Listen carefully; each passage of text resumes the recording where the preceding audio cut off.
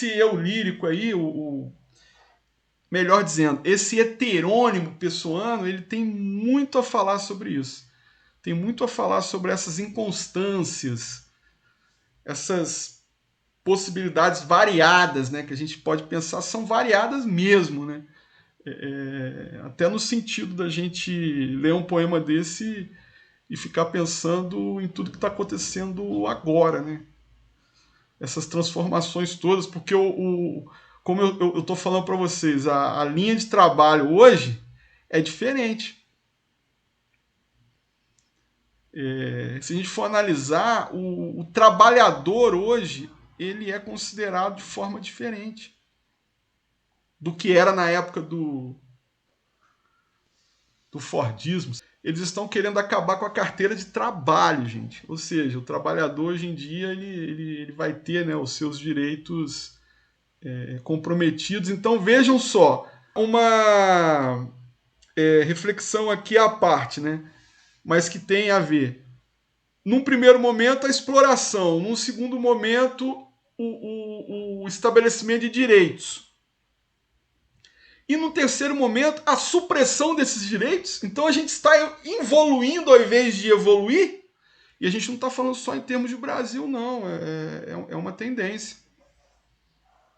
Olha o mercado da China, que é um dos maiores aí, né? Mercado mundial. Poxa, lá na China o pessoal trabalha, gente. Ó, é o regime acelerado lá. É um negócio de louco que acontece lá.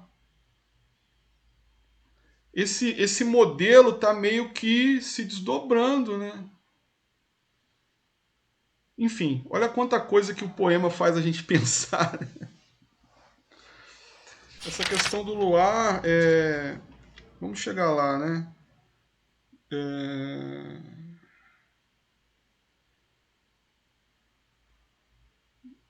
Chegar numa parte final aqui do poema, só pra gente. Porque ele tá lá, né? Ele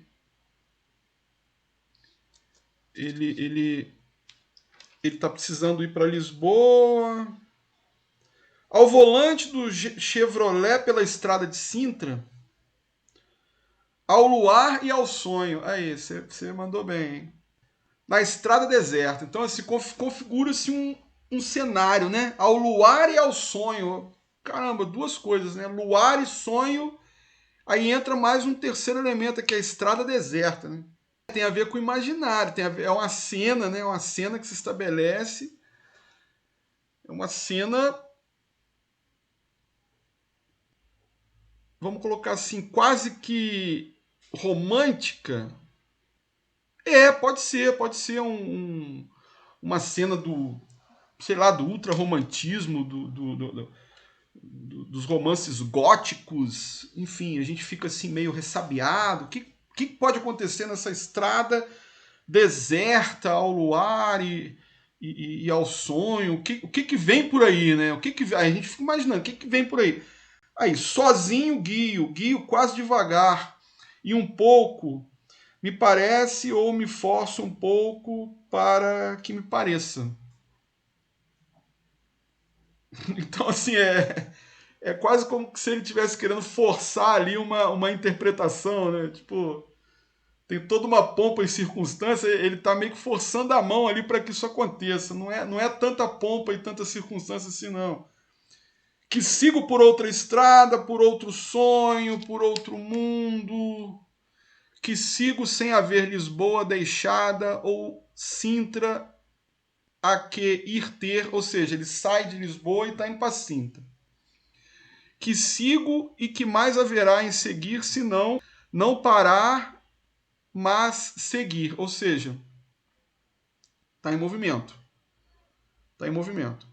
Aí ele entra nessa questão do casebre, né? Mas antes do casebre, tem uma parte muito importante, né? Maleável aos meus movimentos subconscientes do volante,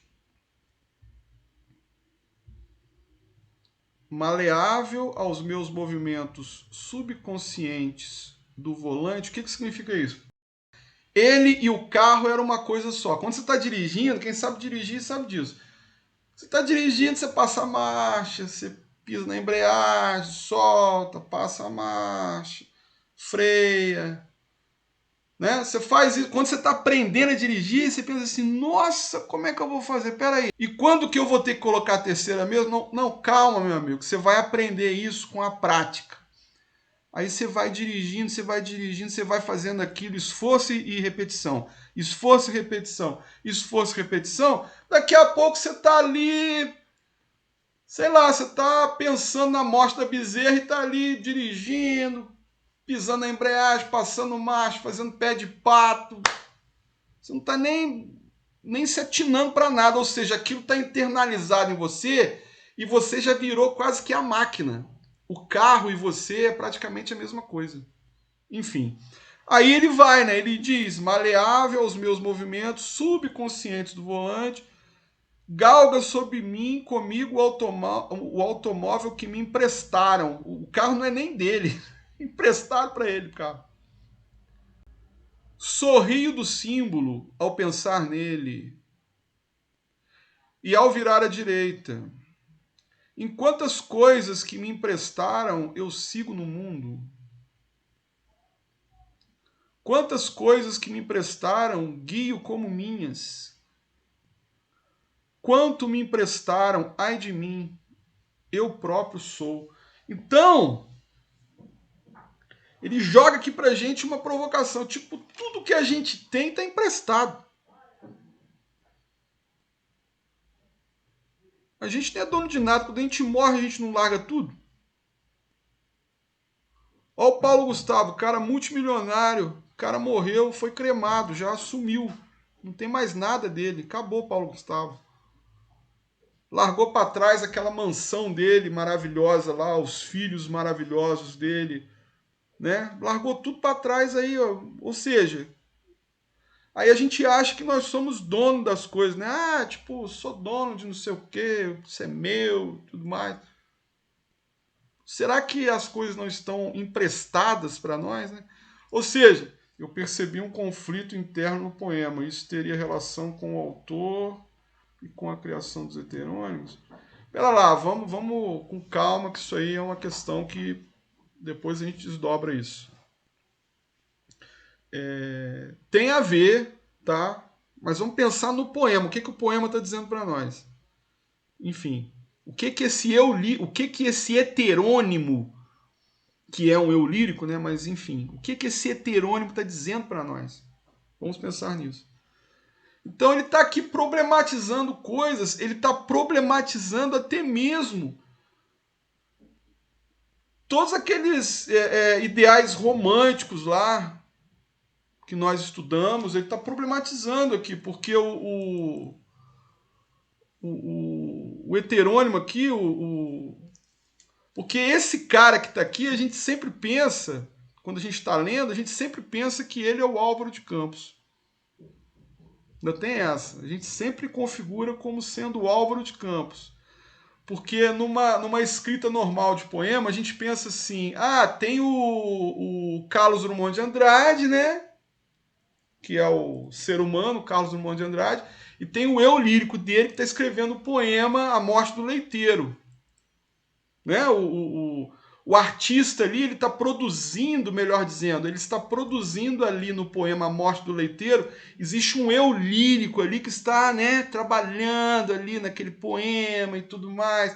Aí a gente pega lá o Chico Buarque de Holanda, que está criando aquela música maravilhosa com eu lírico feminino. O eu lírico do cara é feminino. Ele é homem, mas o eu lírico dele é feminino. Ah, legal, tudo bem. Isso é interessante, né? E o Chico faz isso com uma maestria incrível. Mas aí, quando a gente pensa nessa questão de eu lírico, quando a gente fala de heteronímia, o eu lírico já está vinculado com o heterônimo.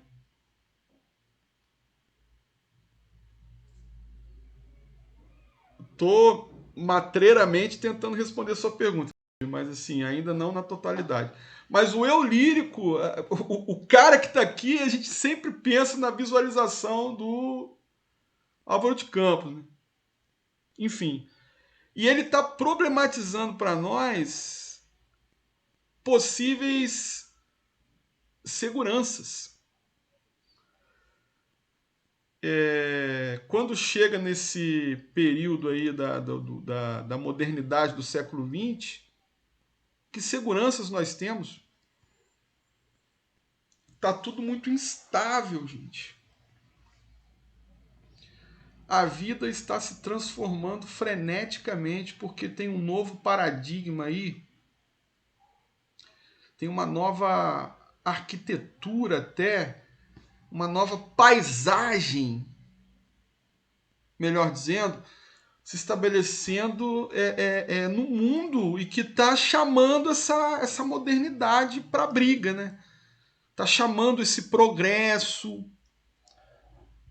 para um primeiro plano, esse progresso. Ah, eu quero mais progresso, eu quero mais progresso. Aí quando a gente quer mais progresso, o que acontece? De um lado a gente tem o progresso e de outro o que acontece? A gente tem a destruição do meio ambiente, a gente tem as mazelas sociais, a gente tem a poluição dos rios, mas de um lado o progresso bombando, todo mundo comprando, consumo desenfreado e tudo mais, e do outro lado as mazelas acontecendo, né? Tô falando mentira? Hoje nós temos a exacerbação disso. Hoje, gente, hoje a gente está vivendo uma crise climática sem precedentes na história do mundo. Se o negócio não mudar, a geração dos filhos de vocês vai penar, gente. Vai penar. Porque vai aumentar o calor. Vocês já imaginaram se aumentar o calor uns 2 graus? Como é que vai ser no mundo? O negócio vai ficar feio, gente. Aí o pessoal não pensa nisso. O Donald Trump acha que isso é palhaçada.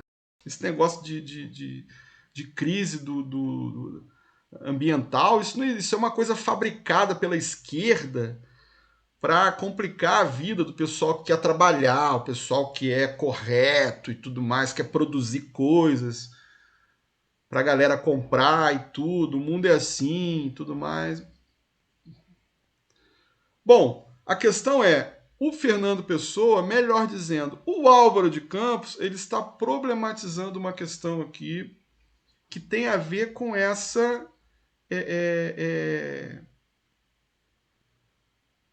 essa dilemática situação que na modernidade do século XX foi se adensando, né, cada vez mais, até chegar no que a gente está vendo agora aí.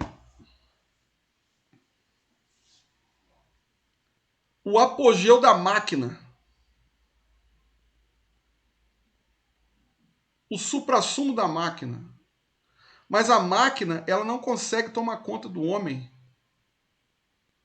Porque o homem, ele resiste, né? Olha o que está acontecendo aqui. O homem, a máquina está ali, ele está meio que interagindo com a máquina, mas a cabeça dele está interagindo com a máquina. A cabeça dele está... Talvez a cabeça dele esteja em consonância com o luar e o sonho, né?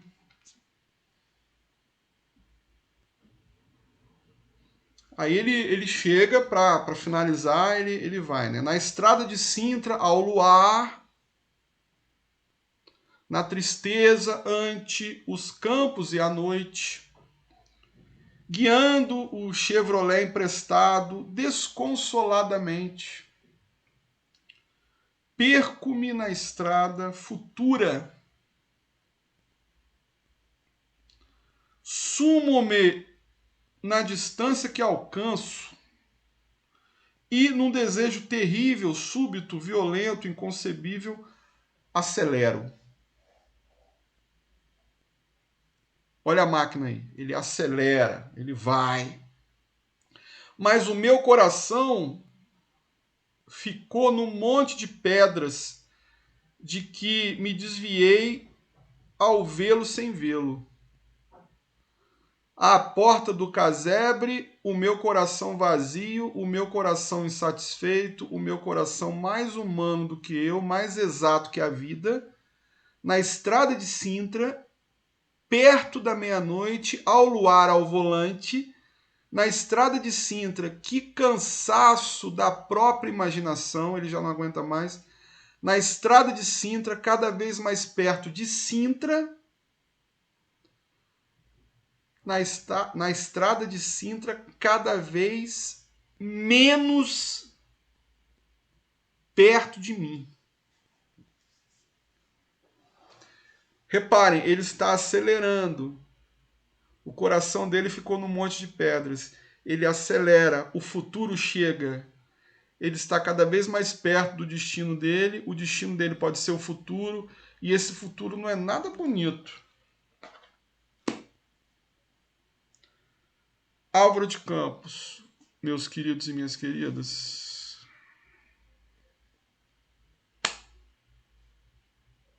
E aí?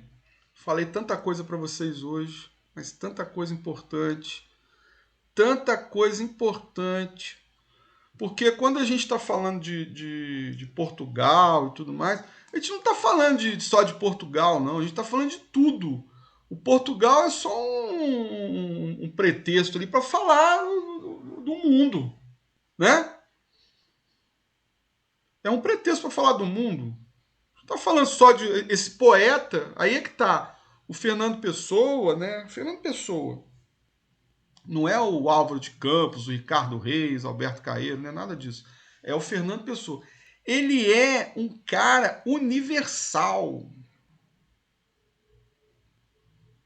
Universal. O cara de vez em quando esticava a mãozinha assim, ó, puxava um tema universal, puxava e começava a desenvolver esse tema. Ele fazia isso sempre, direto. Era o feijão com arroz dele, né? Feijão com arroz dele. Tem poeta que de vez em quando dá a sorte de acontecer isso. Agora, com o Fernando Pessoa era o feijão com arroz dele.